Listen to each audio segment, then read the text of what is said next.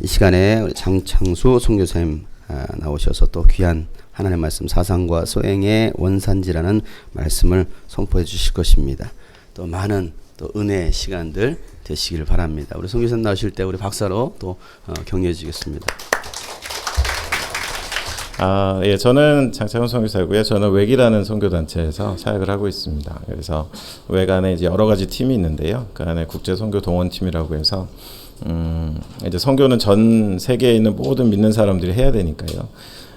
특별히 이제 기존의 기독교 국가들은 열심히 해왔고 또 한국도 열심히 세계 선교 안에 많은 역할을 해왔는데 이제 제3세계 안에 있는 신흥 기독교 국가들이 선교의 무대 가운데 열심히 나와야 되지 않겠나 해서 저희는 이제 국제단체 안에서 그런 제3세계 안에 있는 선교 자원들을 가르치고 도와주고 징검다리 역할을 하고 있습니다. 세계 선교 무대에 나올 수 있도록. 그래서 훈련이 필요하면 훈련을 제공하고 또 그분들이 어떤 사역지에 대한 어떤 그런 가이드가 필요하면 그런 가이드를 제공하고 하는 일들을 하고 있고 거기서 저도 한 부분을 맡아서 사역을 하고 있습니다.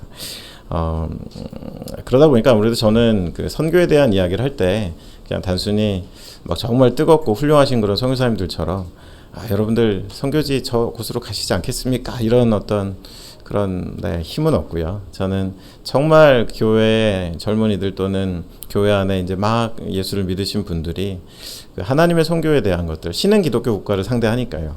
하나님의 나라에 대해서, 하나님의 선교에 대해서, 또 그 안에 교회의 역할에 대해서, 또 그 안에서 성도로서 우리는 어떤 길을 걸어가야 되는지에 대해서 한번 고민해보는 것들을 그 여정을 같이 하고 있습니다. 그래서 말 그대로 저는 좀 가장 기초적인 선교를 가르치는 그런 사람이고요. 그런 선교를 심는 일들을 하고 있습니다. 오늘 말씀 속에서 저도 오늘 나누고자 하는 이야기는 선교적 교회다라는 주제로 같이 말씀을 나누려고 하는데요. 제가 좀 늦게 알았어요. 교회에서 세 번역을 보신다는 걸. 근데 저는 아직 좀 진화가 덜 돼서 아직 개정 개혁을 보고 있거든요. 그래서 제목이 사상과 소행의 원산지라고 되어 있는데 여러분 성경대로 하시면 계획과 활동의 원산지 이렇게 생각하시면 될 것 같습니다. 저는 아마 오늘 주로 여러분들과 교회 이야기 나눌 것 같습니다. 이야기를 하나 좀 드리면서 시작을 해보겠습니다. 그냥 어떻게 보면 누가 지어낸 얘기인 것 같습니다. 뭐 근거는 없습니다. 무인도에 한 사람이 이제 표류를 하게 됐습니다. 그리고 그곳에서 꽤 긴 시간 보냈겠죠. 그러다 어느 날 드디어 그 근처를 큰 미국 군함이 지나가게 됐습니다.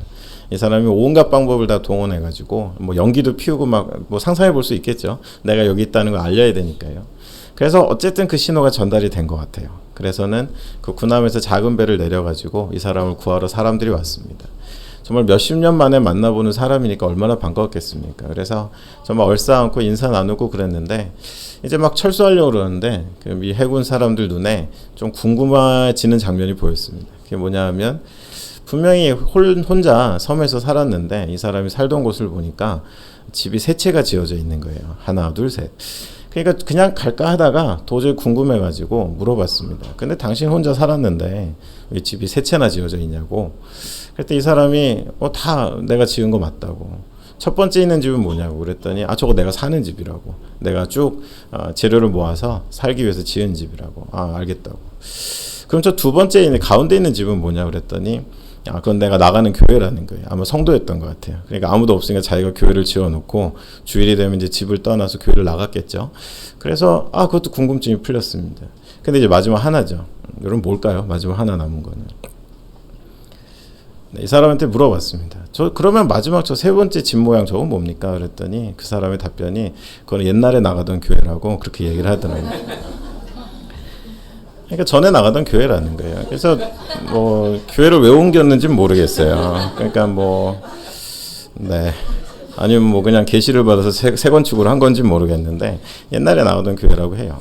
제가 이제 이 이야기를 떠올릴 때마다 참 마음속에 그냥 살짝 웃을 수 있는 이야기지만 이 이야기가 주는 교훈이 꽤 깊어요. 그러니까 사람들이 생각하는 그 교회의 무게, 가치, 그 안에 담겨 있는 것들이 참 많이 약화됐구나라는 생각들을 이 이야기를 떠올릴 때마다 하게 됩니다. 언제든지 우리가 바꿀 수 있고 언제든지 다른 것들로 대체할 수 있는 것처럼 오늘날의 교회는 이 땅에서 그런 값어치와 그런 어떤 영향력들이 많이 상실되어져 가는 것이 사실인 것 같습니다. 얼마 전에도 제가 저도 이제 청년부를 한 10년 정도 했었는데요. 목회할 때 청년했던 청년을 만났는데 청년이 막 살기 힘들다는 얘기 하더라고요. 그리고는 직장 다니면서 너무 힘드니까 청년부 가서 앉아있는 것도 너무 힘들다고.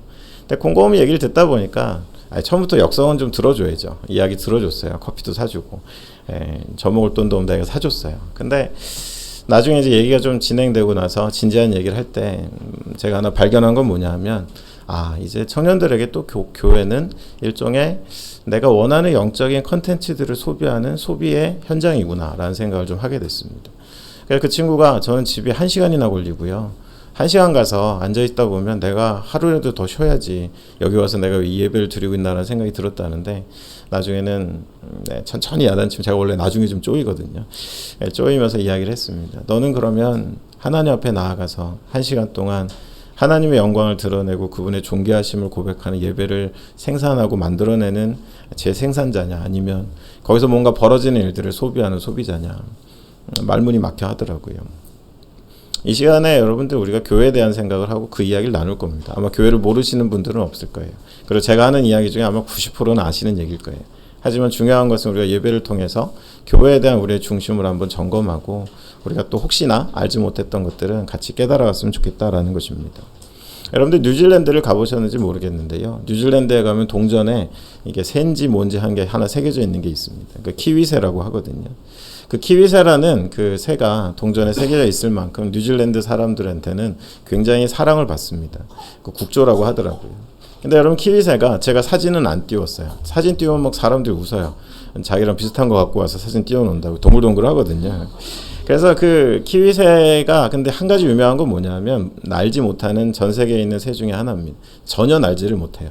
그래서 여러분 우리가 알고 있는 닭이나 이런 거 좀 열받으면 날잖아요. 얘는 열받아도 못 날라요. 정말 날 수가 없어요. 심지어는 본인의 몸의 크기에 비해서 날개마저도 태화되어 있는 그런 새입니다. 근데 여러분 이 새가 이제 거쳐온 것들을 이제 주류를 연구하는 사람들이 연구를 해봤어요. 언제부터 이렇게 새가 날지 못했을까? 그리고 나서 그 모든 과정들을 보니까 처음부터 날지 못한 건 아니었습니다. 하나님께서 설마 태초부터 키위새는 날지 못하는 새로 창조하지는 않으셨겠죠. 근데 문제는 환경이었습니다. 그 키위새가 살아가는 뉴질랜드라는 환경 안에 이제는 더 이상 날 필요가 없었던 이유는 지상에 너무도 많은 식량들, 그 키위새가 먹는 양식들이 있었던 거예요. 그리고 또 한 가지 이유가 있었대요. 그건 뭐냐 하면 뉴질랜드는 적이 없었습니다. 키위새를 위협할 만한 뭔가가 없었기 때문에 굳이 나를 필요가 없었던 거예요. 땅에 내가 이미 먹을 게 너무 많아요. 그리고 나를 위협할 만한 존재 갖고 내가 날개짓을 칠 필요가 없는 거예요. 그 시간들이 쌓여지다 보니까 어느 순간부터 키위새는 날 필요가 없어졌습니다. 처음에 뉴질랜드 사람들의 사랑을 많이 받았던 그 새가 이제는 조금 천덕꾸러기가 되어가는 이유가 뉴질랜드도 환경이 개발되면서 많이 달라지니까 이 키위새가 위협을 느끼기 시작한 거예요. 그래서 요즘은 많이 발견할 수가 없대요. 그냥 사람들이 없는 곳에 많이 모여 있답니다. 그리고 특히 밤에 주로 이동하는 야행성까지 생겨서 이제 사람들이 키위새를 보기는 쉽지 않다는 것 같습니다. 여러분 아마 빠르신 분들은 아실 거예요. 오늘날의 교회의 형편들과 참 이 키위새의 이야기가 동일합니다. 하나님께서 우리 가운데 교회를 주셨을 때 이 땅에 있는 교회는 그리스도의 몸이에요. 그리고 그 교회는 하늘을 향해서 하나님이 주신 천상적 가치를 향해서 끊임없이 그것을 추구하고 그것을 바라고 그것을 소원하면서 날개짓 쳐야 되는데 어느 순간인가 땅에 너무 먹을 게 많아요. 누릴 게 너무 많고 그것이면 족하다라는 생각이 들고 또 어느 순간부터 보니까 이 땅에 영적인 눈이 어두워지니까 주님 오시는 그날까지 여러분 찬양하신 것처럼 이 땅에는 우리가 맞서야 하고 우리가 감당해야 되는 어둠과 죄의 그런 잔재들이 너무도 많고 또 심지어는 한 명이라도 성도를 거꾸로 틀려는 그런 사단의 많은 편만한 전략들이 있음에도 불구하고 영적인 눈이 가려워지니까 적이 없어진 거예요. 땅에 먹을 게 많고 또 적이 없으니까 굳이 왜 날개짓을 쳐요? 조금이라도 하나님께 가려고 조금이라도 하늘에 닿아보려고 몸부림치며 기도하고 몸부림치면서 하나님의 이름을 부르고 내 영적 눈이 감겨지지 않기를 또 내 안에 있는 이 땅에 자족하지 않기를 바라면서 간절히 구하는 모습들이 사라졌을 때 어느 순간인가 날개가 태화되는 거예요. 그래서 누군가 깨달아 죽게 하죠. 당신은 그렇게 땅에 살 존재가 아닙니다. 그제서야 뒤늦게 깨달아요. 그리고는 아니다. 나는 땅에 속할 존재가 아니다. 라는 생각을 하고는 날개짓을 쳐보려고 하는데 이미 날개는 태화되어 있는 그래서 날고 싶지만 날 수 없는 그것이 여러분들 생각보다 많은 오늘날에 조금 좁힌다면 한국 안에서 많은 교회들의 형편이다라는 것입니다. 키위새를 바라보면 지상교회를 생각하게 돼요. 그래서 저도 일하는 사무실에 한동안 저는 이제 선교적 교회나 미셔널 처치에 대한 강의나 또 설교를 하고 다니는데 한동안 제 책상에 키윗의 사진을 붙여놨어요. 또 역시 또 단체 사람들이 놀리더라고요. 꼭 지 같은 거 붙여놓고 있다 그러는데, 저는 그걸 붙여놓은 이유는 교회에 대한 제 소망함들을 내려놓지 않기 위한 그런 마음들이었습니다. 여러분도 오늘 본문 속에서 여러분 아시는 초대교회 이야기입니다. 전반적인 배경은 그래요. 초대교회가 예수 그리스도의 복음을 들고 이제 제국의 한복판에서 그 영향력을 더해갔을 때, 성장하고 또 영향력을 끼쳐갔을 때, 그 반대편에 서 있는 유대인들에게는 굉장히 부담스러운 존재였습니다. 어떻게 그들의 눈에는 여러분들 그냥 이상한 정도가 아니라 이단이에요. 이단일 뿐만 아니라 예수를 증거하는 것만으로도 자칫 잘못하면 우리가 모세바 십자가에 못 박아 죽인 예수가 하나님이다라는 사실이 사람들에게 믿어진다라는 것은 유대인들에게 너무너무 큰 위협입니다. 그래서 여러분 어떻게 보면 정통 유대인이라면 이걸 인정할 수가 없는 거예요.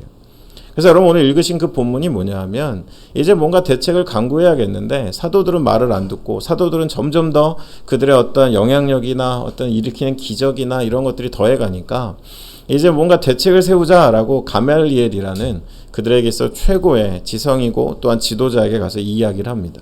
근데 여러분 우리가 읽은 본문에는 나오지 않지만 이게 얼마나 중요한 이야기인지 가말리엘이 그냥 답을 주는 것이 아니라 사도들과 사람들을 다 내보내고 핵심 인물만 남아서 우리가 이 이야기를 좀 하겠는데 내가 이 이야기를 할 거야 라고 이야기를 하면서 한 이야기가 여러분이 읽으신 그 바로 본문입니다. 여러분 세 번역이시긴 한데요, 한 번만 그 본문을 같이 한 번만 더 읽도록 하겠습니다. 여러분이 한번 읽어주십시오. 아마 화면에 나오는 것 같은데요. 사도행전 5장 38절에서 39절 말씀 한번 같이 읽겠습니다. 시작.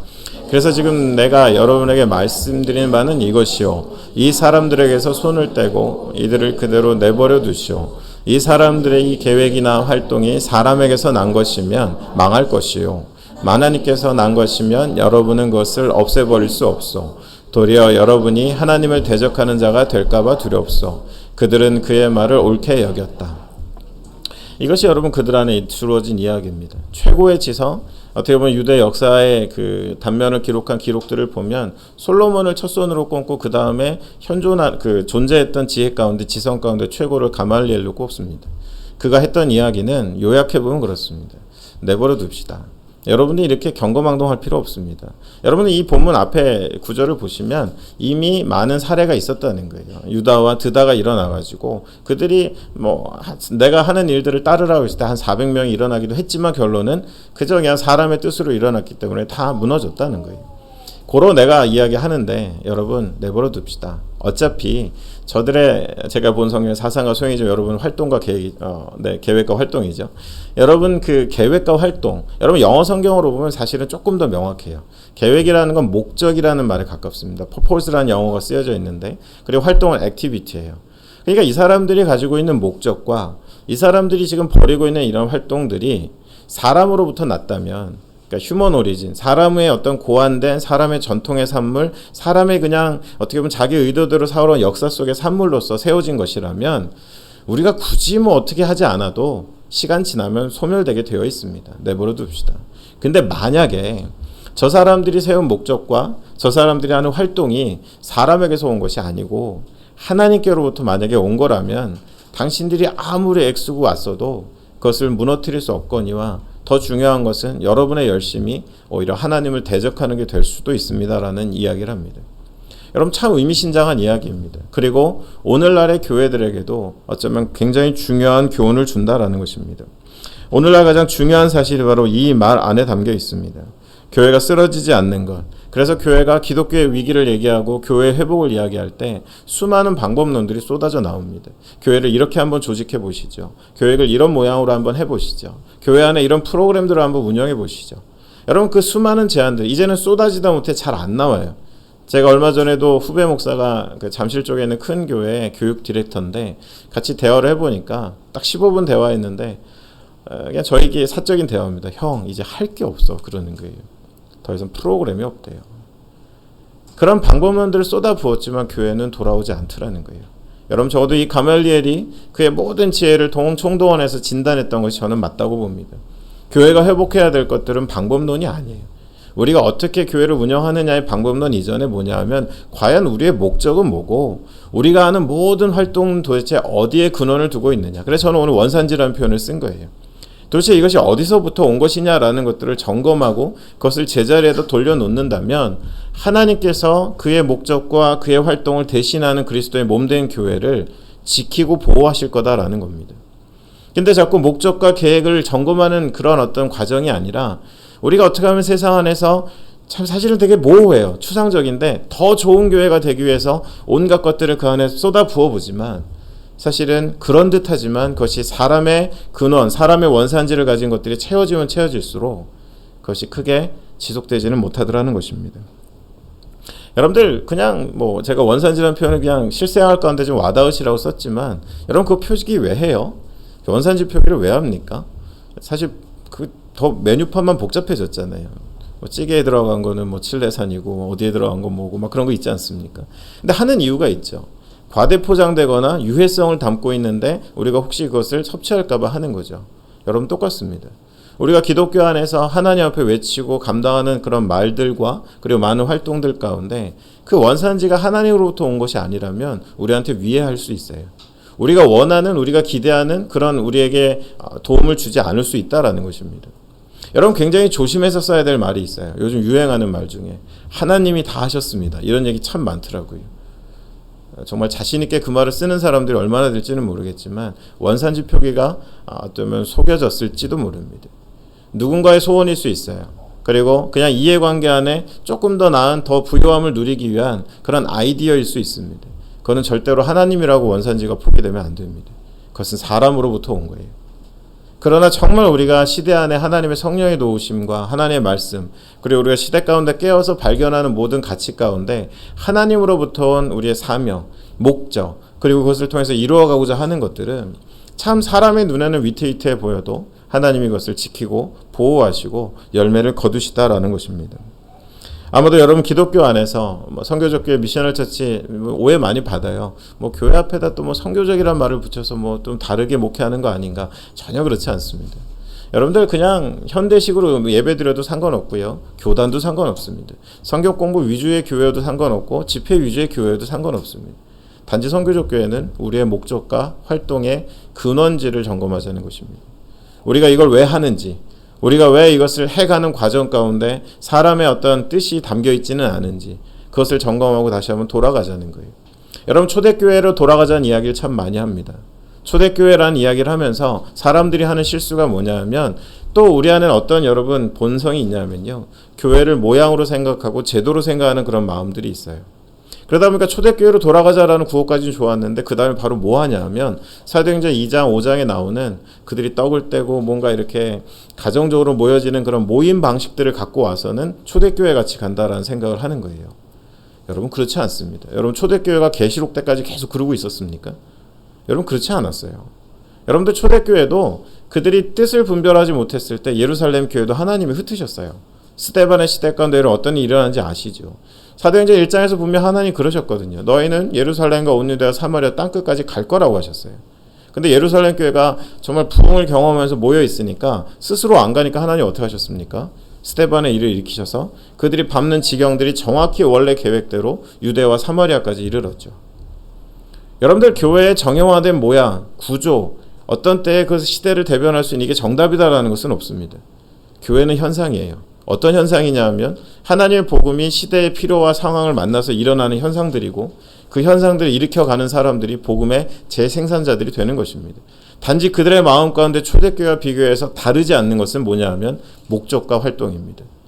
그들이 원하는 바, 그들의 인생을 걸고 성취하고자 하는 그 목적과 그리고 내가 이 살아가면서 시대에 맞도록 우리가 해가는 모든 활동에 있어서 나를 위한 것이 아니라 하나님을 위한 것이다라는 그 중심, 그것이 겉모양이 조금 다를 뿐이지 만약에 동일한 것을 갖고 있다면 우리는 초대교회를 이 땅 가운데 살아가는 것입니다. 근데 초대교회를 회복하자라고 하면서 초대교회의 역사 고증을 통해 그때의 모임 방식이나 그때 사람들이 살았던 것들을 그냥 이 시대로 갖고 와서 적당히 조금 모양을 바꿔서 마치 초대교회인 것처럼 하는 것은 전혀 성경이 말하는 초대교회로 돌아가는 정신이 아니다라는 것입니다. 선교적 교회는 그런 것입니다. 우리의 목적과 우리의 활동을 하나님 원산지로 만들자는 것입니다. 어떠한 일을 경험하든지 어떠한 피해가 우리에게 오든지 한번 살아가는 거 영생까지 가진 우리들이 이 땅에 두려워할 것이 없다면 우리가 하나님의 뜻을 이 땅에 내 당대에 내가 육신을 입어 살아가는 시대 안에 이루어드리기 위해서 가끔은 좀 쪽팔리고 가끔은 좀 가난하고 가끔은 사람들의 안에 오해도 받고 가끔은 사람들의 그 잣대 때문에 한심한 인생이란 눈치를 받을지 모르지만 적어도 우리가 깨어서 그 목적과 그 활동들을 가꾸어가는 것, 지켜가는 것, 그것이 이 시대 가운데 하나님 원하시는 선교적 교회 그리고 미셔널 처치의 모습이다라는 말씀을 드리는 겁니다. 좀 더 여러분들이 이해하기 쉽게 우리 주변의 이야기를 한번 해보죠. 네, 저를 좀 보십시오. 네, 조금 이제 약간 피곤해하신 분들이 계신 것 같은데, 네, 목사님 같이 그렇게 못해요 저는. 그래서 그 뭔가 나오겠지 그러시면 안 돼요. 네, 목사님 같이 좀 에너지 넘치는 그런 사람은 못 됩니다. 여러분 기업 얘기를 좀 해볼게요. 여러분 아마 여기서 직장 생활하시는 분들도 계실 텐데 그럼 조금 더 제가 하는 이야기가 이제 이해가 가실 겁니다. 여러분들 기업의 존재 목적을 이야기해요. 기업이 왜 존재하느냐? 기업이 왜 존재하느냐라는 질문을 갖고 했을 때 저 자신도 자동적으로 나오는 사자성어가 하나 있습니다. 기업은 왜 존재합니까? 그러면 저도 반사적으로 어디서 배웠는지 모르겠는데 이윤 추구예요. 그렇죠 여러분들? 기업은 왜 존재합니까? 이윤 추구. 정답 같죠? 틀린 답입니다. 여러분 경제 원론에서는 한 번도 그런 얘기를 한 적이 없대요. 경제를 처음 정의하는 원론 안에서 기업은 존재 목적이 뭐냐 하면 사람들의 삶의 질을 개선하고 그 질을 개선해 나갈 수 있는 재화를 생산하고 그에 대한 대가를 지불받는 거예요. 여러분 뭐가 다르지라고 하시겠지만 크게 다르죠. 여러분들 존재 목적 자체가 이윤 추구가 되면서 어떤 일들이 일어났습니까? 끊임없이 이윤만 낼 수 있다면 이제 기업이 하는 세상 안에서의 일들은 다 용서가 됩니다. 환경을 파괴해도 상관없고 비정규직을 양산하면서 사람들의 삶을 보장하지 않아도 상관없습니다. 다른 기업을 어떤 적법이란 이유로 흡수하거나 또는 도산시키거나 여러 가지 어떤 전략들이 있겠죠. 그래도 만약에 한 기업의 이윤이 극대화될 수만 있다면 적어도 우리가 어느 순간인가 변질된 존재 목적은 그것을 다 용서해 줍니다. 그래서 여러분들 그걸 더 극대화하기 위해서 어떻게 합니까? 이제는 오너 경영이라고 할 수 있겠죠. 기업을 경영해온 가문이 아니라 그것을 극대화할 수 있는 특수직인 사람을 기용합니다. CEO죠. 그러나 사람들이 들어가서 하는 목적은 뭡니까? 단기간 안에 이익을 극대화하는 것뿐이 없습니다. 여러분들 이게 어떤 차이들을 만들어가느냐? 여러분 이윤 추구가 너무 맞는 목적이다라고 하니까요. 교회도 여러분 한번 빗대서 잘 이렇게 평행으로 한번 가보세요. 교회 존재 목적이 뭡니까? 그랬을 때 어느 순간인가 교회가 부흥됐다라는 것의 증거는 교회가 정말 하나님 앞에 사랑받고 있다라는 증거는 많이 왜곡되어 왔어요. 그래서 그게 안 되면 사랑받지 못하는 거고 그게 안 되면 뭔가 교회가 위축되어 있지 않나라는 생각을 사람들이 자동적으로 한다라는 것입니다. 여러분들 세상 안에 굉장히 오래된 기업들이 있습니다. 100년이 넘은 기업들이 있어요. 한국에는 많진 않아요. 근데 100년이 넘었다. 한번 그 안을 들여다볼 필요가 있어요. 한 기업이 세워져서 100년, 한 세기를 넘었는데 아직도 존재한다. 그렇다면 그 안에 아마 특별한 것들이 있을 거예요.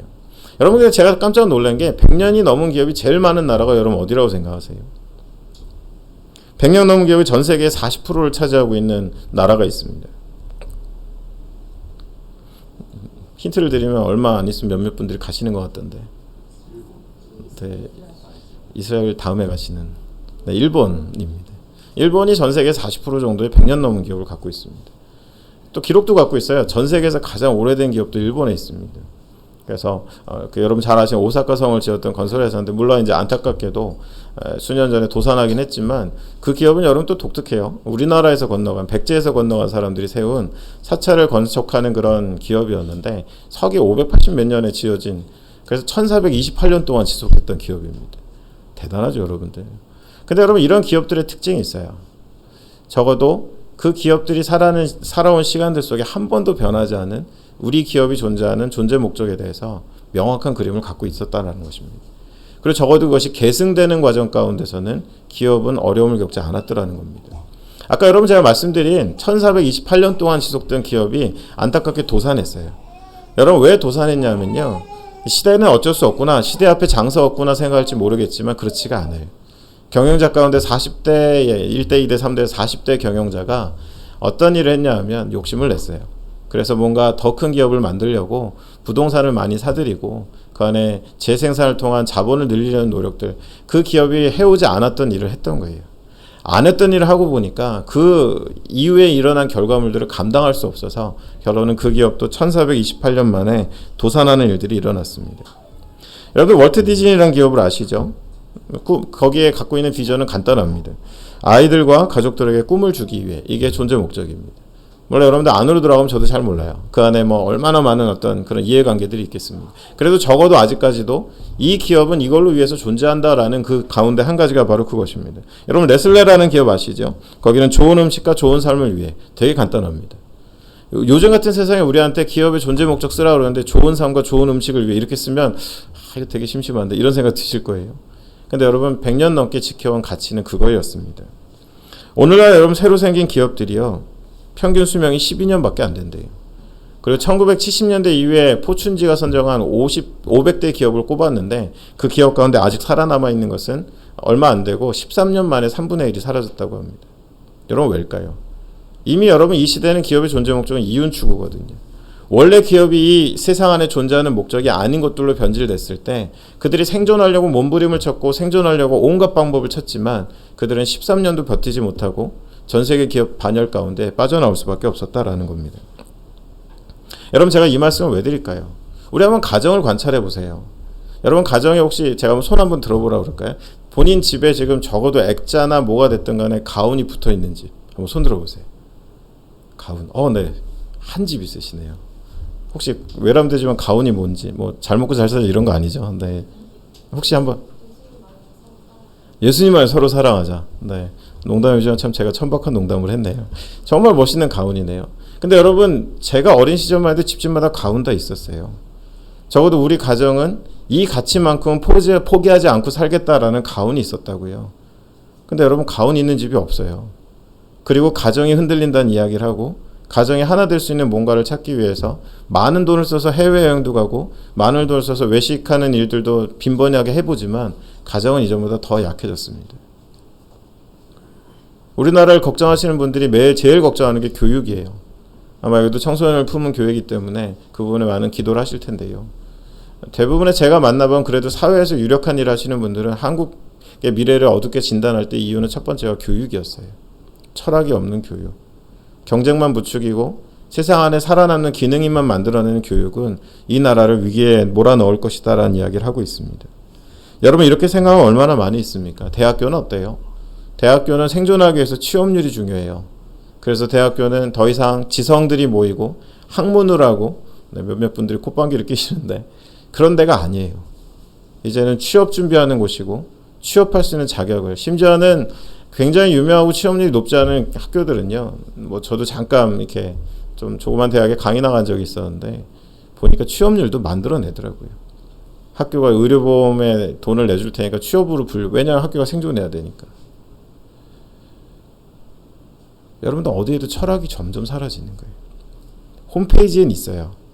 교회 홈페이지에 들어가 보고 어떤 기업의 홈페이지에 들어가 보고 대학 홈페이지에 들어가면 멋진 문장이 첫 페이지에 나와요. 근데 더 이상 그 철학은 그 사상과 활동과 계획은 더 이상 그들을 지배하는 무언가가 아니라 우리가 철학 없는 집단은 최소한 아니다라는 것을 보여주는 장신구가 되어간다라는 것입니다. 여러분 다시 한번 가말리엘의 이야기를 떠올려 보죠. 내버려 둬라. 저들의 계획과 활동이 사람에게서 왔으면 어차피 사라질 것이고 저들의 계획과 활동이 하나님께로부터 왔다면 너희들은 저들을 무너뜨릴 수 없을 것이다. 여러분 기독교에 대한 위기를 야기하지만 저는 이제 세계 선교 동향들을 많이 보는 그런 위치에 있잖아요. 그래서 뭐 일이죠 저한테는. 근데 여러분 감격이 돼요. 우리가 살아가는 한국 안에 기독교의 위기를 얘기하지만 전 세계를 놓고 봤을 때 하나님의 교회는 한 번도 후퇴한 적이 없어요. 여러분도 뭐 무슬림이 기독교를 앞지를 거라고요. 여러분도 아직까지도 그냥 카톨릭 포함하고 이것저것 기독교 포함하니까 기독교가 정체된 것 같지만 이반젤리칼, 복음주의 진영 안에 복음을 절대 진리로 알고 예수를 한 분 하나님으로 아는 사람들이 전하는 그 복음은 전 세계 예측하지 못한 곳에서 지금도 전진하고 있어요. 유럽이 다 죽었다고요? 아니요. 선교적 교회 운동 가운데 교회의 존재 목적을 재조명한 작은 교회들, 교단의 통계 가운데 나오지 않는 교단을 초월한 작은 예수 무브먼트를 하는 교회들은 지금 성장하고 있어요.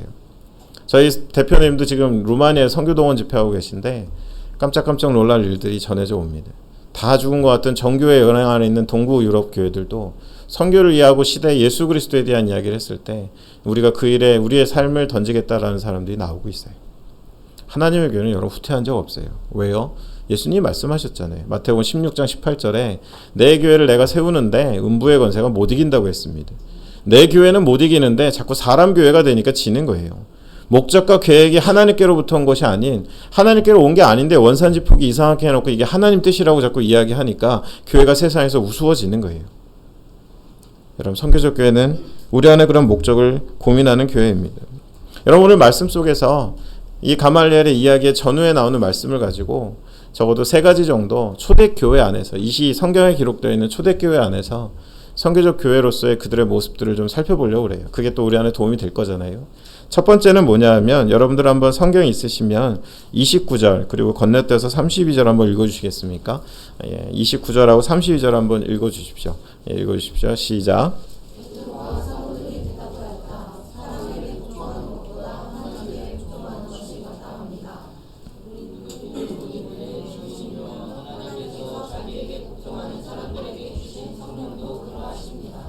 네.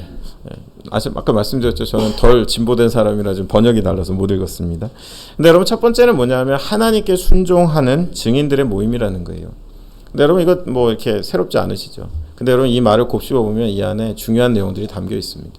여러분 읽었던 말씀 속에서도 보면 베드로와 사도들이 답변하죠. 하나님께 순종하는 게 마땅하냐? 사람에게 순종하는 게 마땅하냐?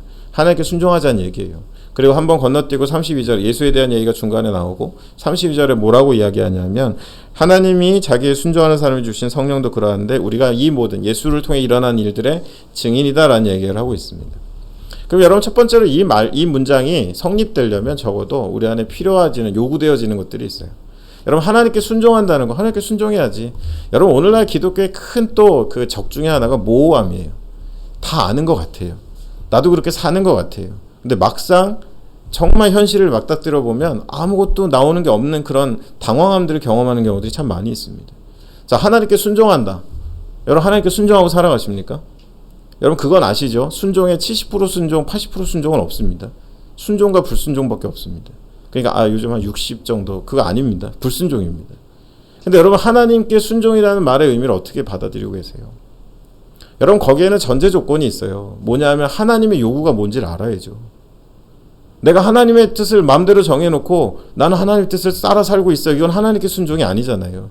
다시 원산지로 돌아가네요.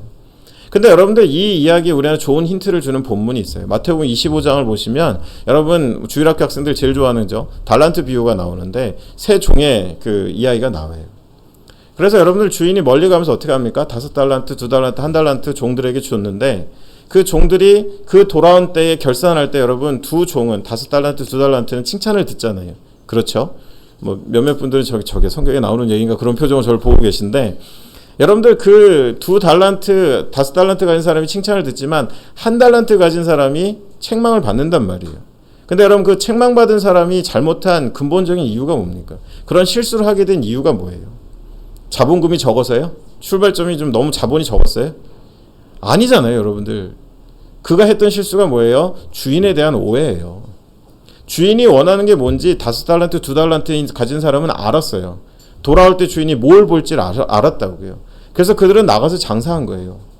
근데 여러분 1달란트는 뭐예요? 주인은 원래 굳은 자라. 주인은 원래 이런 사람이니까 내가 이걸 괜히 방만하게 쓸 것이 아니고 땅에 잘 묻어뒀다 주인 오실 때 고스란히 돌려드리면 좋아하실 거야 라고 생각하면서 주인에 대한 오해를 한 거예요. 그러니까 나름 자기는 주인의 뜻을 순종했다고 생각했지만 책망을 받고 밖에 내버려지고 돈도 뺏기잖아요. 여러분들 이 부분이 너무 중요해요. 오늘날. 왜냐하면 제멋대로 하나님을 만들어놨어요. 우리 주인이 다시 여러분 아까 찬양하신 것처럼 정말 주님 다시 오시는 그날에 우리 앞에 서서 결산하실 때에 우리에게 이 땅에 살아가며 내게 주신 달란트 우리는 모태에서 적신으로 나왔잖아요. 우리가 가진 것 중에 우리 거 아무것도 없어요. 근데 그 달란트들을 가지고 그게 2개건 5개건 간에 결산하실 때에 과연 어떤 것들을 놓고 결산하실지에서 우리가 알고 있어야 순종할 거 아니냐는 거예요. 여러분 저는 단언하고 이야기하는데요. 우리의 주인이신 하나님이 지금 가장 관심 갖고 계신 게 뭘까? 여러분들 선교예요. 여러분이 생각하는 그냥 해외 선교 그냥 어떤 그 여러분이 고정적으로 갖고 있는 그 그림이 아니라 하나님이 인간의 역사 가운데 들어오셔서 지금 하고 계신 모든 활동은 뭐냐 하면 그의 무너진 피조 세계를 다시 한번 회복시키시고 잃어버린 백성들을 찾는 것 외에 없어요. 그런 하나님께서 우리에게 달란트를 주셨다면 그가 돌아올 때 그 종들이 하나님의 뜻을 헤아렸다면 주인의 뜻을 헤아렸다면 오해하지 않았다면 무엇으로 평가하시겠냐는 거예요. 근데 여러분 왜 그렇게 많은 사람들이 아직도 편안하게 삽니까? 우리는 하나님께 순종한다고 하면서 편안하게 삽니까? 주인을 잘 모르는 거예요. 한 달란트 가진 사람처럼 땅에다 묻어놓고 주님 오신 때 내가 온전히 살아남았다고, 주님을 믿는 사람들은 살려내는 사람들인데 내가 살아남았다고, 주님 앞에 서면 사랑과 자비가 무한하신 우리 주님께서 나를 받아주시겠지, 어쩌면 한 달란트 가진 그 종도 그렇게 생각했는지도 몰라요. 하나님께 순종하는 증인의 모임, 첫 번째로 순종하고자 한다면 여러분들, 우리는 하나님의 뜻을 알아야 됩니다. 그걸 내 마음대로 정해놓고 순종할 수 없어요. 기독교가 만들어낸, 그저 사람들이 만들어낸 기독교의 온갖 모양 가운데 내가 이렇게 하면 하나님이 기뻐하실 거라고 하나님을 내 멋대로 만들어 놓고, 꼭 그런 사람도 있어요. 뭐 연애할 때도 보면 얘가 좋아할 거야 그래놓고 정말 경악할 만한 선물 주고 입에 안 맞는 음식점 데려가고 그러면서 자기는 왜 연애가 안 되는지 모르겠다는 사람들이 있죠. 저는 그 사람이 왜 그러고 있는지 모르겠어요. 여러분들 무슨 말씀인지 아시겠죠? 우리가 순종한다는 건 그분의 뜻을 먼저 알아야 돼요. 그리고 나아가서 그 순종하는 증인이 된다는 것은 바로 예수를 증거해야 되는데, 이것도 여러분 그 안에 또 하나의 내용이 담겨 있어요. 여러분, 예수를 증거해야 되는, 우리가 증인이 돼야 되는 대상은 대표적으로 두 가지가 있는 거예요. 왜냐하면 예수를 모르는 사람들이니까. 첫 번째는 누굽니까? 열방이에요. 예수를 믿지 않는 모든 사람들이에요. 그럼 두 번째는 또 뭡니까? 이 교회가 열심히 하시는 일이죠. 다음 세대예요. 두 공통점이 뭐예요? 예수를 아직 못 들어본 거예요. 이제 막 자라난 다음 세대는, 또 어딘가에 예수를 믿지 못하고 듣지 못했던 열방들은 예수님을 듣지 못했기 때문에 그들에게 나아가서 우리가 증인이 되어야 하는 겁니다. 근데 여러분 오해하지 마세요. 이것이 무슨 또 교회 활동이나 사역으로 금방 옷이 입혀지면 마치 그것이 의미 있는 사역이니까 우리가 가야지라고 생각하실지 모르겠지만 그렇지 않아요. 그 명분은 하나님께로부터 오는 거예요. 왜 우리가 여러분 세계 선교를 해야 됩니까? 우리 믿는 하나님이 글로벌 하나님이세요. 그냥 안양에만 계시고 평촌에만 계시고 저기 어디 지역에 계신 하나님이 아니라 마치 무슨 그 성황당 같은 데 가면 잡신이 있고 거기 가서 절하면 뭔가 되는 거기에 있는 그 신이 아니라 우리 하나님은 모든 민족의 예배를 받으셔야 되는 세계적인 하나님이시단 말이에요. 근데 여러분 우리가 하나님을 모르는 사람들에게 왜 가지 말아야 됩니까? 가야만 하는 거죠. 그들에게 가서 예수에 대한 증인이 되어줘야 되는 거죠. 그리고 또 한 가지 하나님 속성이 있죠. 뭡니까? 영원부터 영원까지 계시잖아요. 적어도 주님 오시는 그날까지 다음 세대가 또 주님을 알아야 되잖아요. 이제 막 어머니 뱃속에 태어나 자라가고 있는, 점점 기독교가 연약해져가는 가운데 태어난 다음 세대들이 예수를 들어야 되잖아요. 왜냐, 우리 하나님은 세대를 넘어서 또 예배 받으셔야 되니까. 그렇다면 하나님께 순종하고 하나님께 순종하는 증인들의 모임은 무엇입니까? 여러분 타협할 수 없어요. 내 신앙 스타일 아니라고 여러분 치부할 수 없어요. 그분들은 주인이 누군지 모르고 계신 거예요. 한 달란트 손에 꼭 쥐고 땅에다 묻어놓고 주님 오시는 날 기다려봐야 칭찬 듣지 못합니다. 우리 하나님을 안다면 우리는 그 일 가운데 우리가 가진 것이 비록 하나라도, 하나도 안 되는 값어치의 달란트여도 그것을 최선을 다해 세상 가운데 나아가서 주님께 돌려드리는 일들을 해야 된다라는 것입니다. 두 번째로 여러분 41절 한번 읽어주시겠어요? 41절 한번 같이 읽겠습니다. 41절에 있는 말씀 한번 세 번역으로 읽어주세요. 시작.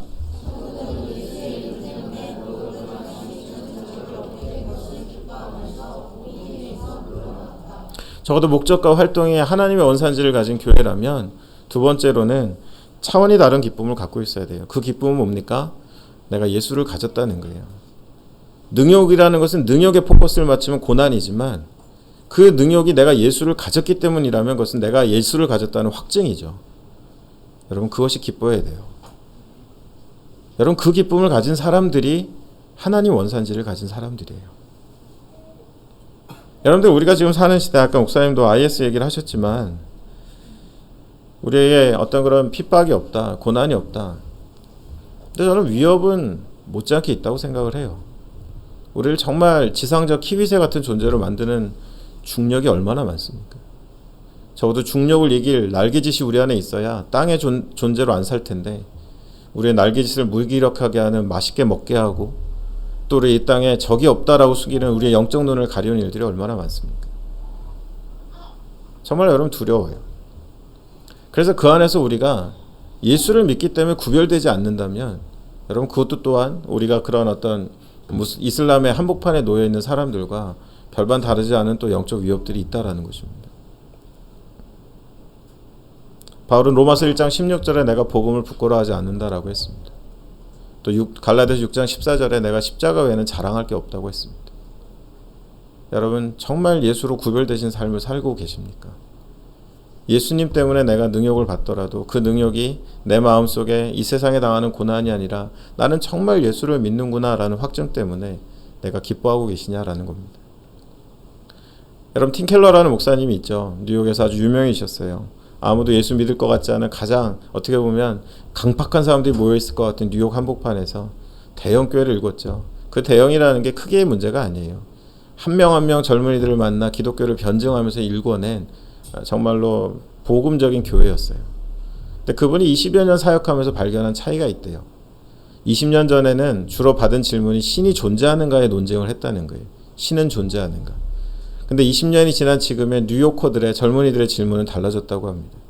그들의 질문은 뭐냐면 종교심은 더 올라갔어요. 왜냐하면 세상이 불안하니까. 근데 질문이 어떻게 달라졌냐 하면 꼭 예수의 십자가여야만 하는가예요. 여러분 이제 시대가 어떻게 변해간지 느껴지십니까? 전에는 그냥 신앙이 있느냐, 신의 존재 유무를 믿느냐 안 믿느냐로 무신론, 유신론을 갈랐다면 이제는 우리에게 밀려오는 이제 곧 밀려올 강한 도전과 질문은 뭐냐면 알겠다. 하나님 믿고 싶다. 근데 꼭 예수 그리스도의 십자가여야만 하냐라는 질문이 우리에게 올 거예요. 그때 여러분 어떻게 답변하실래요? 예수 그리스도의 십자가 외에는 안 된다라고 답변할 수 있는 뭔가 여러분 안에 있으셔야 되는 거예요. 삶의 증거가 있어야 되고 예수의 흔적이 있어야 되는 겁니다. 여러분 앞서 말씀드린 그냥 흐려진 신앙 안에서는 하나님 믿으면 좋으니까 마음이 평안해. 여러분 템플 스테이 가셔도 마음은 편안해져요. 거긴 좋은 사람들이 많아. 여러분 세상에 다 나쁜 사람들만 있는 거 아니에요. 어려운 사람들 돕는 거에 내가 활동하니까 좋아. 여러분 사회단체들도 다 하고 있어요. 왜 예수의 십자가여야만 하는가? 그것은 내 안에 있는 죄의 참상을 보고 하나님을 이루신 십자가의 가치를 보고 그 십자가가 변화시킨 삶의 그 차이를 볼 때에만 우리 안에 가지는 확신들을 더 가져가게 된다라는 것입니다. 여러분이 시대를 이해하시라고 한 가지 더 말씀드리면 여러분들 유엔의 돈을 받는 그런 종교 통합 기구가 있어요. UPF라는 게 있어요. 여러분 유엔의 돈이 흘러가고 자기들의 홍보 영상에는 반기문 총장도 나와요. 근데 그 UPF라는 것이 하는 일이 뭐냐 하면 세계의 모든 분쟁은 종교적 차이에서 오기 때문에 종교를 같이 연합시킴으로 세계 평화를 가져온다라는 게 그들의 모토예요. 여러분 그리고 그 홈페이지 들어가 보면요. 우리가 그냥 거절할 말들이 별로 없어요. 왜냐하면 유일신도 갖고 있어요. 하나님은 한 분이시다. 그리고 그 하나님은 세상에 평화를 주신다. 많은 문장들이 있어요. 그 문장 중에 딱 하나 빠져 있어요. 예수 그리스도는 하나님이시다. 그가 유일한 구원자다. 그것만 빼놨어요. 근데 여러분 그 UPF의 의장이 누군지 아십니까? 지금 권력 다툼이 일어나고 있지만 통일교회 문영진이에요. 그 UPF를 만든 사람도 통일교회 문선명이었습니다. 여러분들 이제 그 힘들이 마지막 세대를 더 덮기 시작하면 한 문장밖에 안 되지만 유일한 차이. 예수 그리스도를 우리가 어떻게 전할 것이며 어떻게 절대시할 것이며 그의 증거가 증인이 될 것이냐라는 것들이 이 시대의 마지막 하나님 원산질의 삶을 살아낼 수 있는 기준이 된다라는 것입니다. 여러분들 요한복음 20장 19절에 23절에 제자들이 유대인들 예수님을 십자가에 못 박은 유대인들이 너무 무서우니까 밖으로 열린 창문을 다 닫고 모여 있었어요. 그들은 두려웠어요. 근데 그 가운데 예수님이 찾아오셔서 한가운데 쓰셔서 자신의 몸에 난 상처, 내가 죽은 게 아니다. 세상에 어떤 그 죽음의 권세도 나를 억누르지 못했다라는 증거를 보여주셨을 때 성경은 어떻게 기록하고 있냐면 제자들이 기뻐하였더라라고 이야기하고 있습니다. 내 삶 가운데 예수 그리스도가 부활하신 예수 그리스도가 살아있다라는 것을 확신했을 때 그 절대성을 인정했을 때 첫 번째 일어난 일은 제자들에게 기쁨이 회복된 거고 그 이어지는 본문 가운데 아버지께서 나를 보내신 것 같이 나도 너희를 보내노라라는 사명이 회복됐을 때는 그들이 이제 더 이상 두렵지 않아요. 문을 열고 나갔습니다. 그리고 증인이 되었습니다. 예수는 그리스도다라는 것. 여러분들 우리 사는 시대 우리의 목을 칠 사람은 옆에 와 있지 않을지 모르겠지만 여러분들 그 흉측한 붕대로 우리의 눈과 귀를 다 가리우고 지상적 존재로서의 키위, 새, 중력을 이기지 못해 날개짓도 퍼덕퍼덕하면서 맨날 땅에 머무는 존재로 만들 수 있는 많은 영적인 도전들은 이미 우리 가운데 가까이 와 있다라는 것입니다. 마지막 세 번째입니다. 여러분 42절 한번 읽어주시겠습니까? 여러분 42절 한번 읽어주셨으면 좋겠습니다. 42절 함께 읽겠습니다. 시작.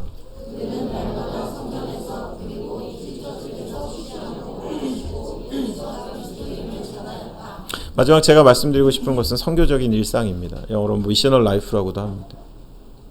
여러분들 뭐라 그랬죠? 성전에서 예수님에 대해서 가르치고 전하는 것만이 아니라 집에 와서도 또 길거리에서도 그들은 쉬지 않고 예수는 주라 그리스도라 가르치고 전하기를 쉬지 않았다고 합니다. 토요일하고 일요일 날은 정말 멋진 신앙인인데 올해부터 금요일까지는 갑자기 이제 변신을 하셔가지고는 그죠? 여러분들 그런 신앙인들 너무 많잖아요. 그래서 서로 놀랜다며요. 직장에서 너 교회 나갔어? 너도 교회 나갔어? 막 그러고 서로 놀랜다며요. 그리고 막 굉장히 큰 거 들킨 것처럼 아니 그건 아니고 뭐 그냥 엄마가 나가래니까 뭐. 여러분 선교적 일상은 뭡니까? 우리가 종교와 사적인 영역이 아닌 우리의 홀 라이프, 우리의 전체적인 삶이 바로 앞서 말씀드린 그 기준으로 채워졌을 때만이 우리가 진정한 주님의 원산지를 가진 백성들이 되는 것입니다. 근데 여러분 이걸 위해서 제가 하나 팁을 드린다면요. 여러분 한번 점검해 보세요. 하나님의 말씀. 이 하나님의 말씀을 가지고 여러분 점검해 보신다면 이게 여러분에게 공적 진리냐는 거예요. 사적 종교적 진리가 아니라 공적 진리냐는 거예요. 어떤 환경에 놓이든 어떤 상황에 놓이든 나에게 있어서 진리는 성경밖에 없다라는 공적 진리일 때만이 선교적 삶이 사라지지. 여러분 금요일, 토요일하고 일요일은 이 교회에 오면 이게 진리가 돼요. 이것을 바탕으로 대화하고 이것을 바탕으로 반응해요. 근데 월요일부터 금요일까지는 자본주의나 아니면 진화론적인 이야기나 그런 사고방식이나 내 세계관이 반응하게 하고 선택하게 한다면 그것은 공적 진리가 아니에요. 성경은 사적 종교적 진리일 뿐인 겁니다. 그런데 여러분 우리가 진정 세상 가운데 증인이 되려면 그 성경은 우리에게 공적 진리가 되어야 한다라는 것입니다. 그리고 적어도 여러분에게 나의 삶을 올려놓을 수 있는 트루 스토리, 정말 처음부터 끝까지 틀림이 없는 시작과 끝이 되는 내 삶을 올려놓을 이야기는 하나밖에 없어야 돼요. 그것이 하나님의 말씀이어야 된다라는 것입니다. 하나님의 말씀이 이미 우리에게 이 세상의 시작, 그 변모, 인간이 어떻게 변해갈지, 세상의 끝이 어떨지 다 보여주셨어요. 근데 여러분 우리 신앙생활 점검해 보면요, 제가 요즘 새롭게 발견하는 거예요. 아유 신앙생활이 어렵습니다, 뭐 무겁습니다 이런 얘기 듣는데 그 원인은 대부분 여러분 밖에 있지 않아요. 사탄 마귀가 나를 괴롭히고 세상에 막 그 짓누르는 거 그보다 더 큰 원인은 우리 안에 있어요. 우리 안에 이야기가 여러 종류예요. 그러니까 이것저것 살아내기가 너무 힘든 거예요. 여러분들 만약에 지금 직장 다니시는 분들 아니고 만약에 아르바이트 하는데 2잡, 3잡 하시는 분들 얼마나 피곤하겠어요. 그죠? 뭐 이걸 좀 이상하게 얘기하는 애도 있었어요. 제가 청년부 할 때 저한테 걸렸거든요. 양다리 걸치다가 연애하면서 자매 둘을 사귀고 있더라고요. 그리고 제가 콩구멍을 냈어요. 그때 시컨 혼내고 나서 나중에 한마디 한 게 어이가 없었어요.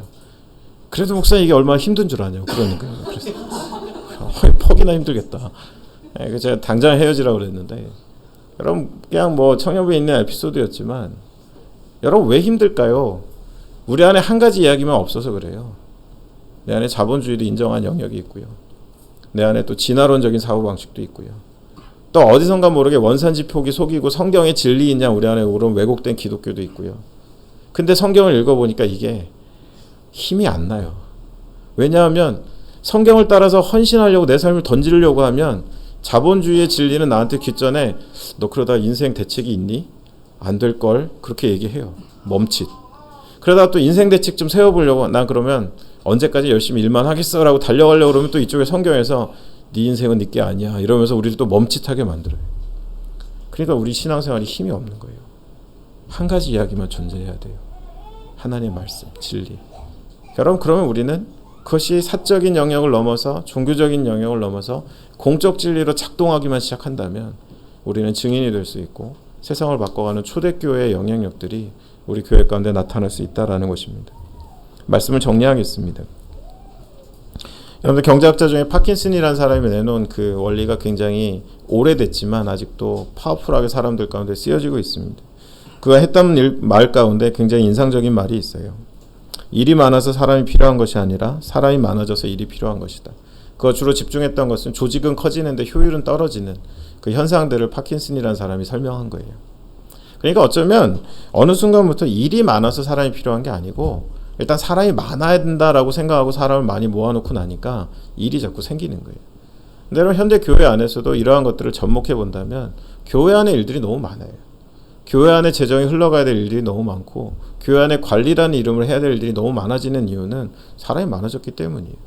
근데 여러분 선교적 관점에서 봤을 때 세상에 할 일은 훨씬 더 많아요. 근데 거긴 항상 일꾼이 부족해요. 여러분 예수님께서 추수할 것은 많은데 일꾼이 적다.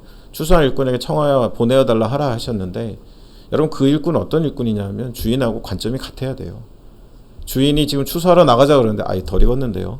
지금 추수할 때야 아닌 것 같은데요. 반응 안 해요. 그런 일꾼들이 여러분 우리 가운데 필요하고 가야 되는데 어느 순간인가 교회가 선교적인 그런 목적과 그런 계획이 아닌 활동이 아닌 사람의 것들이 가득 채워지면서 안으로 그래서 굉장히 소비적인 모습들로 변해가는 것. 더 충격적인 문장을 남겼어요. 모든 몰락한 왕조와 정권은 말기에 거대 건축물을 남겼다. 그리고 몇 가지 예를 드는데 정말 사실이에요.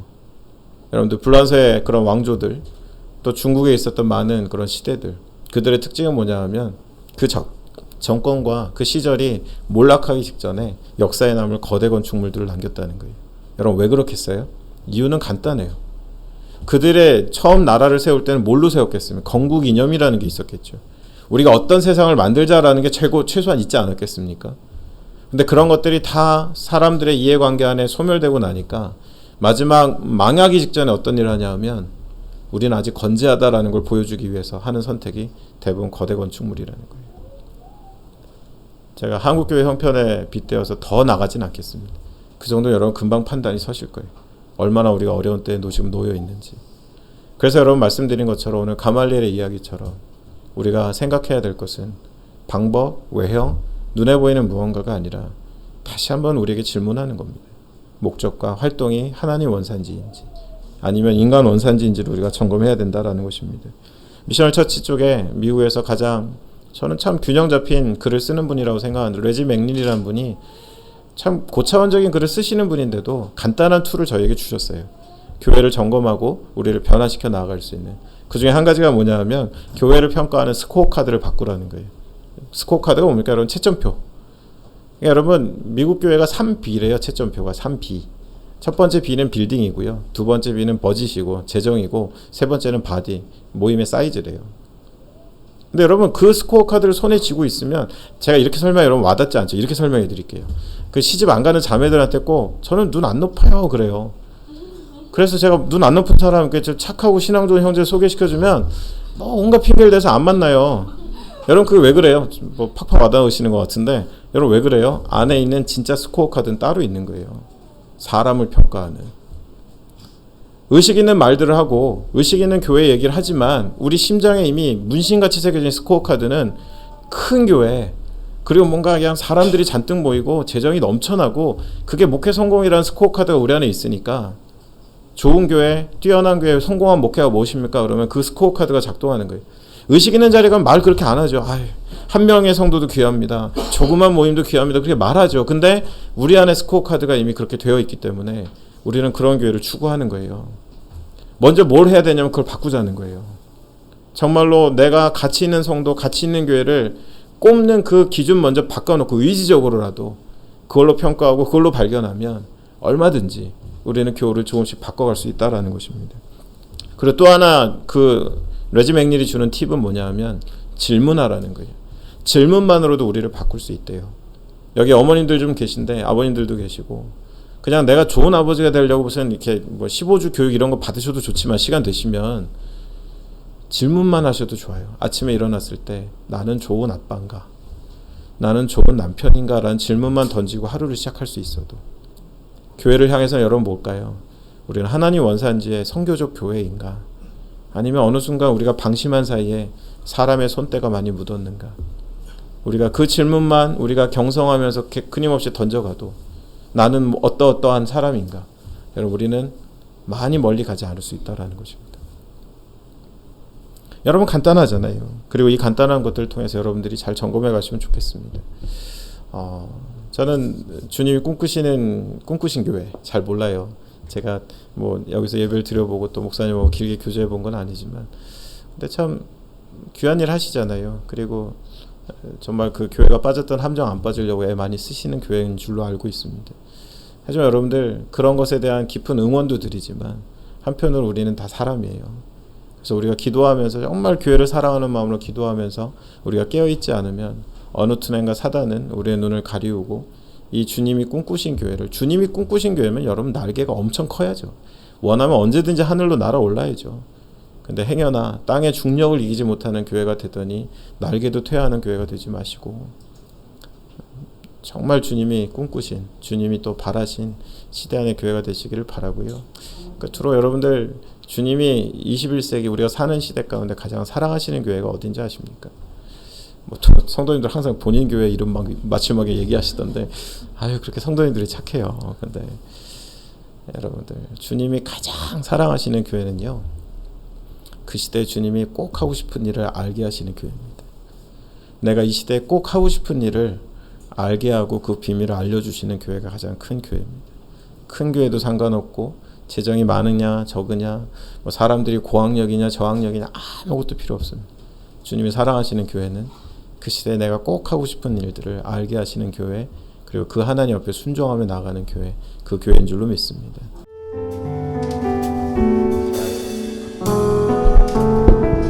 지금으로부터 10년 전 2006년 겨울 첫 유스비전 캠프가 시작되었습니다.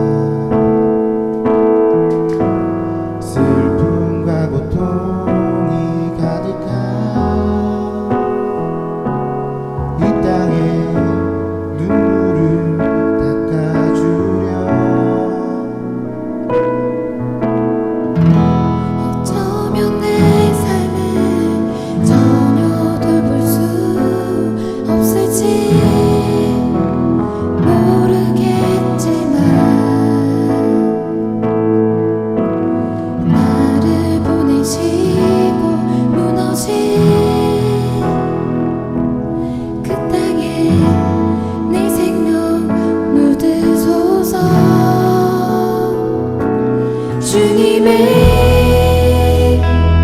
나라가 세워지는 것이 나의 평생 소원. 주님의 교회가 이곳에 세워지니 마지막 호흡이 끝이 날 때까지 나는 나가리. 그날에 그토록 보고픈 주 얼굴 보리.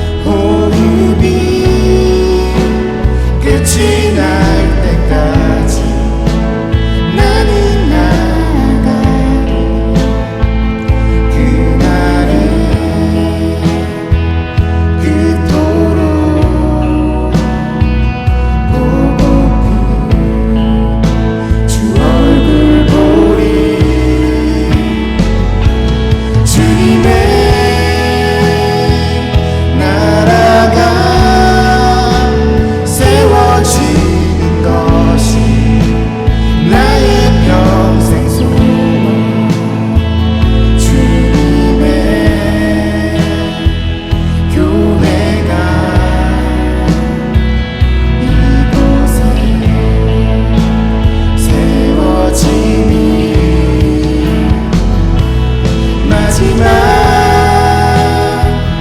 호흡이 끝이 날 때까지 나는 나가리 그날에 그토록 보고픈 주 얼굴 보리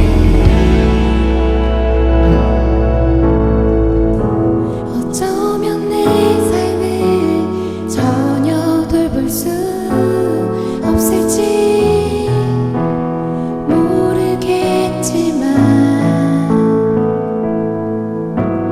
나를 보내시고 무너진 그 땅에 내 생명 묻으소서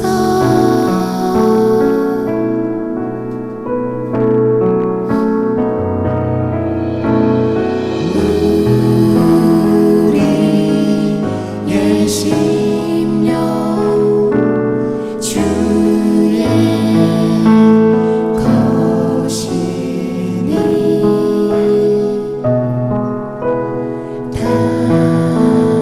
당신의 형상 만드소서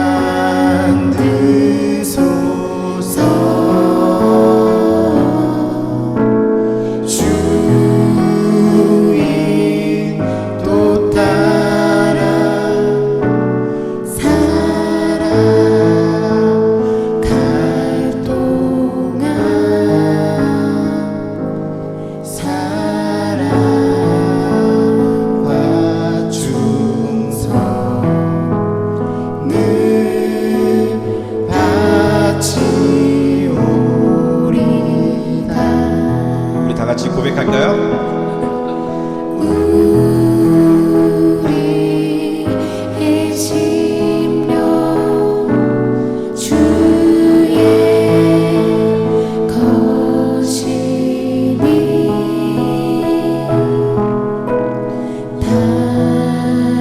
당신의 형상 만드소서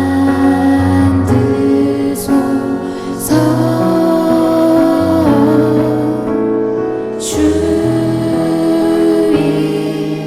또 따라 살아갈 동안 사랑과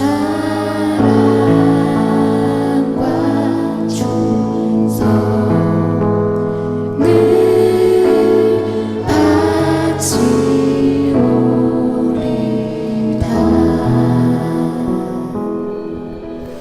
과연 우리 교회는 그 하나님의 목적대로 바로 가고 있을까?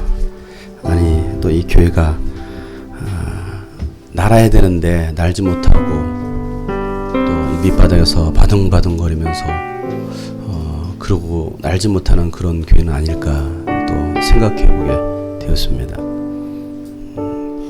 결국 하나님의 목적대로 하지 않으면 결국에는 망합니다. 교회뿐만 아니고 우리 삶도 마찬가지죠. 망할 수밖에 없습니다. 많은 교회가 망했습니다. 그렇게 풍성했던 유럽 교회가 망했습니다. 미국 교회가 망했습니다. 한국 교회 망할 겁니다. 왜 그렇습니까? 하나님의 목적을 놓치기 때문에 그렇죠. 주님의 꿈꾸신 교회도 마찬가지입니다.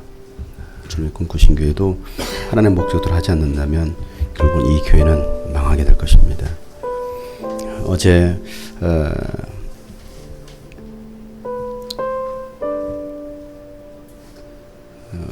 문득 들었던 생각이 유수비전 캠프 10년이 됐더라고요. 10주년인데 올해도 여름도 10주년인데 10년이 되었어요. 아까 선교사님 말씀했던 것처럼 그 참 컸던 그 기업들이 13년, 12년을 넘기지 못했다. 결국 망했다. 그 얘기를 했는데 참 오래 왔더라고요. 10년째. 아유, 10년째 했네. 까마득해. 어떻게 했는지도 까마득합니다. 근데 10년째 했습니다.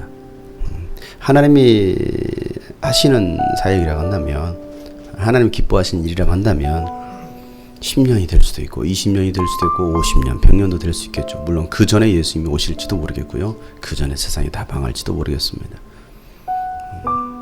과연 잘 가고 있을까를 생각하면서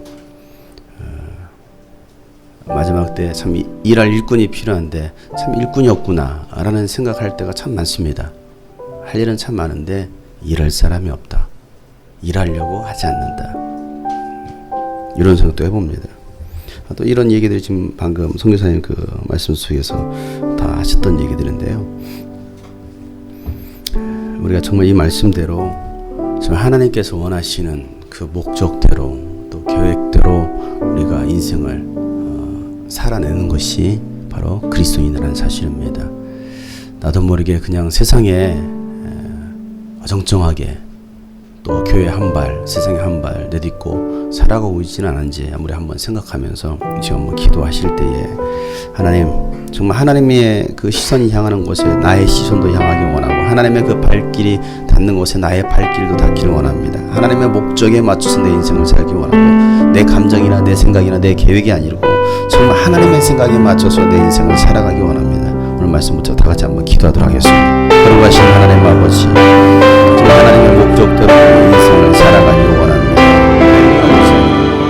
주의 영광을 보내 우리 가운데 계신 주님, 그 빛과 온 하늘 덮고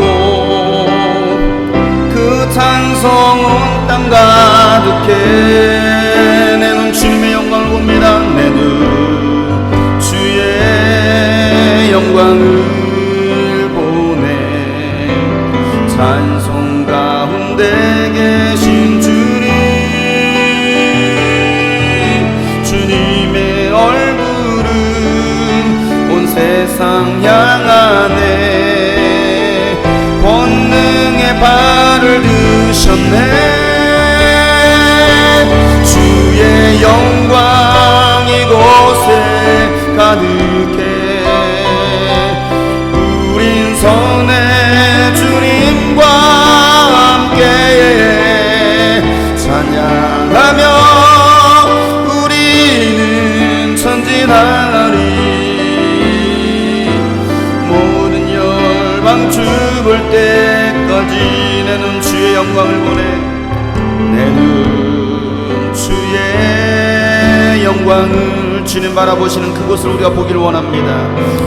우리 가운데 계신 주님, 그 빛난 영광, 그 빛난 영광 온 하늘 덮고 그 찬송 온 땅 가득해 내 눈 주님의 영광을 보기 원합니다. 내 눈 주의 영광을 보내 찬송 가운데 계신 주님,